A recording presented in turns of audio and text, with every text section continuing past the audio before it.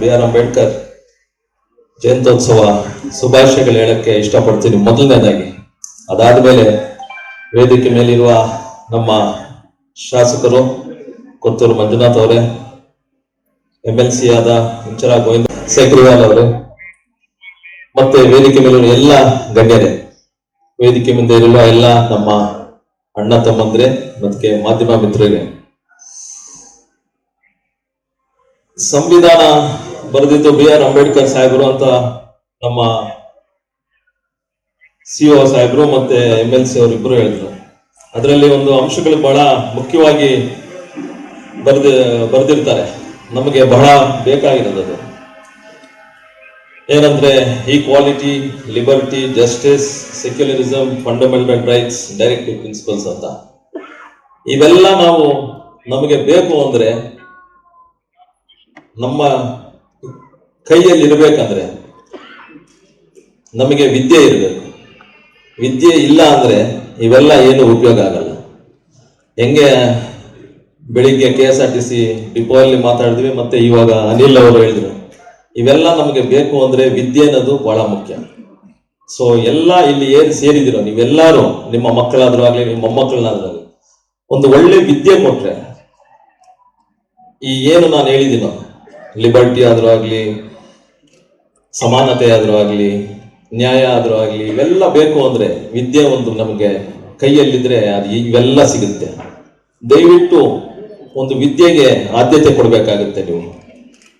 ಇದು ಬಿಟ್ಟು ನಾವು ಅಂಬೇಡ್ಕರ್ ಸಾಹೇಬರು ನಮ್ಮ ಸಂವಿಧಾನದಲ್ಲಿ ಇವೆಲ್ಲ ನಮ್ಗೆ ಕೊಟ್ಟಿದ್ದಾರೆ, ನಮಗೆ ಸಿಗುತ್ತೆ ಅಂದ್ರೆ ನಿಮ್ಗೆ ಎಲ್ಲಿ ಸಿಗುತ್ತೆ? ಅದು ಅರಿವು ನಿಮ್ಗೆ ಇದ್ರೇನೆ ಅಲ್ಲ ಸಿಗೋದು. ಆ ಅರಿವು ಮೂಡ್ಸಕ್ಕೆ ನಿಮ್ಗೆ ವಿದ್ಯೆ ಬೇಕು. ಅದಕ್ಕೆ ನಾನು ಬೆಳಿಗ್ಗೆನೂ ಅದೇ ಹೇಳಿದೆ, ಇವತ್ತು DC ಸಾಹೇಬ್ಗೆ ಹೇಳಿದೆ. ಯಾಕೆಂದ್ರೆ ಎಲ್ಲರಿಗಿಂತೂ ಜಾಸ್ತಿ ಮಾತಾಡೋದು ನಿಮ್ಗೆ ವಿಚಾರ ತಿಳಿಸೋದು ನನಗೆ ತಿಳಿದ ಮಟ್ಟಿಗೆ ಇವಾಗ DC ಸಾಹೇಬ್ರೆ. ನಾನು ಸುಮಾರು ಒಂದು 5-6 ಕಾರ್ಯಕ್ರಮಗಳು ಏನು ಮಾತಾಡಿದ್ದೀನೋ ಅದರಲ್ಲಿ ನಾನು ಕೇಳಿಸ್ಕೊಂಡ್ ಬಂದಾಗ DC ಸಾಹೇಬರು ಕೇಳಿದಾಗ ಅವರು ಏನು ವಿಚಾರ ಒಂದು ತಿಳಿಸಿದಾಗ ಅದು ನಿಮ್ಗೆ ಗ್ಯಾರಂಟಿ ತಟ್ಟುತ್ತೆ ಅಂತ ಒಂದು ಹೇಳಿದ್ದೀನಿ. ಅದನ್ನು ಇವಾಗ ಹೇಳಿದ್ದೀನಿ, ದಯವಿಟ್ಟು ನೀವು ಜವಾಬ್ದಾರಿ ತಗೋಬೇಕು. ನಾವು ರಾಜಕೀಯ ವ್ಯಕ್ತಿಗಳು ಎಷ್ಟು ಮಾತಾಡಿದ್ರೇನೋ ಅದು ರಾಜಕೀಯವಾಗೇ ಇರುತ್ತೆ, ಆದ್ರೆ ನೀವು ಒಂದು ಮಾತು ಹೇಳ್ತೀರೋ ಅದು ಎಲ್ಲರೂ ಗಮನಕ್ಕೆ ಹೋಗುತ್ತೆ ಅಂತ ನಾನು ಇಷ್ಟು ಮಾತ್ರ ಹೇಳಕ್ ನಿಮ್ಗೆ ಇಷ್ಟಪಡ್ತೀನಿ.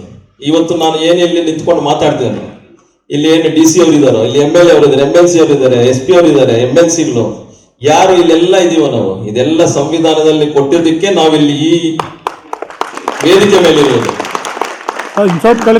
ಅದಕ್ಕೆ ನಾವು ಬರೀ ಅಂಬೇಡ್ಕರ್ ಜಯಂತಿ ಇಲ್ಲಿ ಈ ಒಂದು ನಮ್ಮ ಭಾರತ ದೇಶದಲ್ಲ, ಇಡೀ ಪ್ರಪಂಚದಲ್ಲಿ ಇದು ನಡೀತಾ ಇದೆ.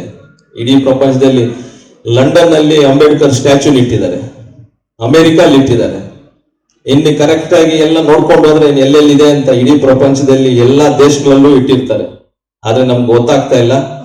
ಏನು ಫೇಸ್ಬುಕ್, ವಾಟ್ಸ್ಆಪ್, ಟ್ವಿಟರ್ಗಳೆಲ್ಲ ನೋಡ್ತಾ ಇದೀವಿ, ಅದ್ರಲ್ಲಿ ಮಾತ್ರ ನಮ್ಗೆ ಗೊತ್ತಾಗ್ತಾ ಇದೆ. ಬಟ್ ಒಂದು ಏನಾದ್ರೂ ಒಂದು ಥೀಸಿಸ್ ಇಲ್ಲಾಂದ್ರೆ ಒಂದು ಕಮಿಟಿ ಮಾಡಿ ಎಲ್ಲೆಲ್ಲಿ ಅಂಬೇಡ್ಕರ್ ಸಾಹೇಬರು ಏನೇನು ನಮ್ಮ ಬರ್ಕೊಡ್ತಾರೆ ಕಾನ್ಸ್ಟಿಟ್ಯೂಷನ್ ಅಲ್ಲಿ ಎಲ್ಲೆಲ್ಲಿದ್ದಾರೆ, ಏನೇನು ಯಾರ್ಯಾರಿಗೂ ಉಪಯೋಗ ಆಗ್ತಾ ಇದೆ ಅಂದ್ರೆ ಅದು ನೋಡಿದ್ರೆ ಇಡೀ ಪ್ರಪಂಚದಲ್ಲೇ ಎಲ್ಲರಿಗೂ ಉಪಯೋಗ ಆಗುತ್ತೆ ಅಂತ ಒಂದು ನಿಟ್ಟಿನಲ್ಲಿ ಗೊತ್ತಾಗುತ್ತೆ.